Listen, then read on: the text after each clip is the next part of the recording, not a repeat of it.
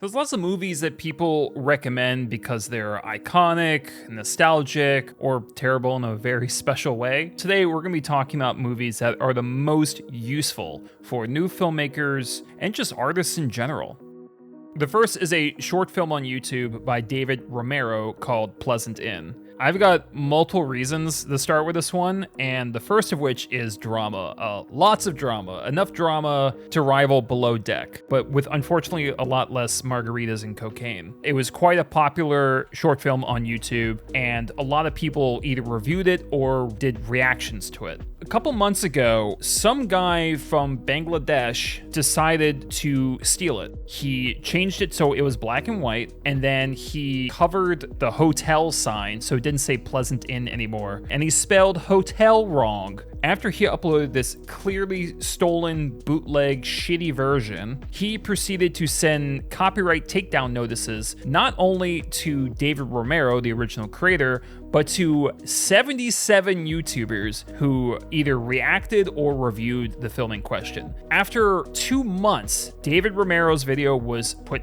back online, my video was put back online, and certainly other videos, hopefully all of them, were put back online. It got a happy ending, but it was a frustrating journey to get there. So what's the lesson in all of this? If you create something well-crafted and appealing, it'll probably get some eyes. And the more eyes it gets, the higher the risk of someone trying to steal it. And sometimes the good guys don't win, but sometimes they do. Don't let the risk of this kind of thing happening stop the art from taking place. And don't ever be shy about fighting back. Pleasant Inn is also a useful watch for filmmakers for its resource management. It is a 7-minute film, and it does a lot with that amount of time. And it still manages to avoid certain annoying stereotypes that you see in horror. The characters are not morons, and the climax is not typical. The sketchy kind of animation actually enhances the grimy setting. The pacing could not have been any better. It doesn't feel too rushed, and it doesn't feel drawn out at all. Everything that needed to be there is there. Pleasant Inn is a great example of how to use limited time and setting to scare the hell out of everyone who watches it.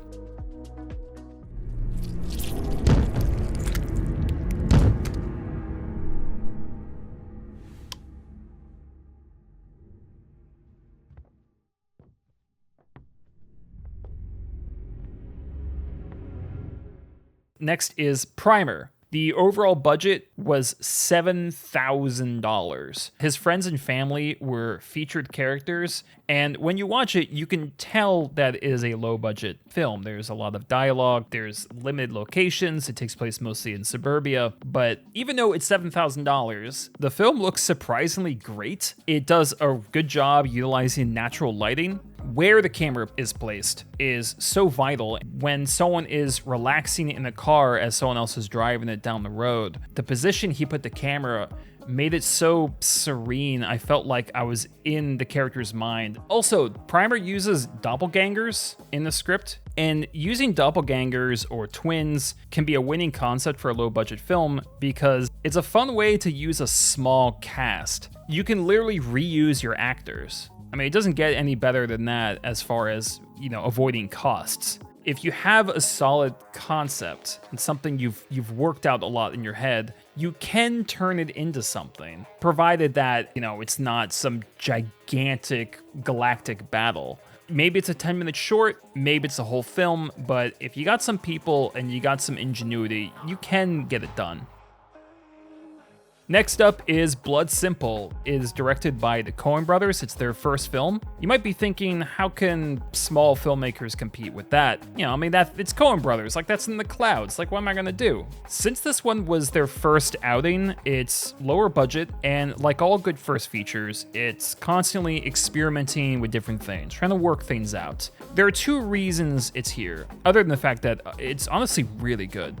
First, Blood Simple highlights the importance of memorable characters. If you can't afford 10 actors, then write 5 great ones. Blood Simple revolves around 4 people, and each one is so different and weird and flawed and self-serving, and most importantly, entertaining. And it makes the movie feel bigger than it really is. Say you're writing something. Say you have a villain who's kind of a brash idiot, and then you have another that's a creepy, smarter than he looks kind of threat. What if you combine them and see what happens? You create a character that has more depth, and you don't have to have as many people in your movie.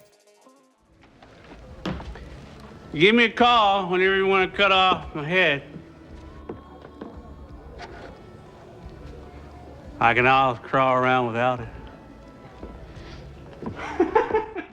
Secondly, I have to shout out a specific sequence in this movie. There's a scene where a character goes for a drive. From a budget level, practically anyone could shoot this thing. The emptiness, the lack of music, the slow pace, how procedural the whole sequence is, actually benefits the scene. It makes it feel real, makes it feel more illicit and wrong, like you're watching a crime unfold in real time. It's the best scene in the film. If budget or location is a problem, think about stripping it down, and maybe something even better can arise from that decision. This is Red Rooms. Much of what we see in the film is a girl on her computer or a fairly small, sterile courtroom. The testimonies in court and the protagonist's own investigations feed us information about these red rooms. Now, what are red rooms? Red rooms, at least according to this film, are places where people put on live shows of torture, murder, and other horrendous acts. We get lots of context. We keep hearing about them over and over in grisly detail. So later, when they play an actual video in the courtroom of a girl getting her arms and legs sawed off like by a buzzsaw, the film doesn't need to show it. I'll just say it right now, like I've seen a lot of horror. That sound has not left my head. I almost wish I hadn't watched this movie. It's a tightrope building something up and not showing it. If you get a Godzilla movie and he doesn't show up, that would be a cheat. In Reservoir Dogs, for example, we get so much information on the robbery that showing it is kind of pointless. My point is, telling or implying instead of showing can work.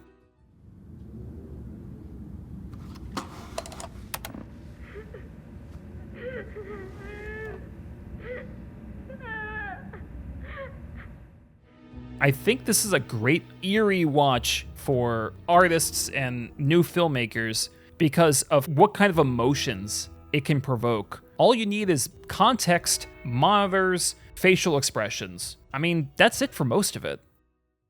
Last up is the Japanese zombie comedy One Cut of the Dead. The first act is a 40-minute one-take shot. As you're watching, you start noticing little things that seem off, like why is the camera lingering on this one character for so long? Or that effect didn't really look right, and that performance seemed strange, and so you just start picking up on these small flaws. Then the second act provides context to the film that's being shot, because the plot centers on a zombie film in production. The third act shows the first act again, but from the production point of view. So all of those mistakes that you noticed in part one are spun into punchlines. The film is literally giving you a gift for noticing its problems. I've never seen anything like it. There's a lot for new filmmakers to learn from this movie as far as coordination of crew, how actors go in and out of a scene, much like a play,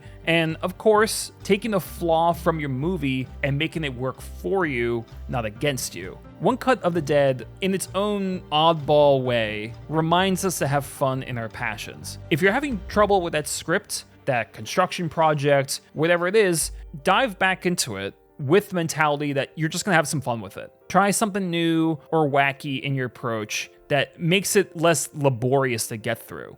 It may not work, but it's worth trying. I would say for anyone, give this a go.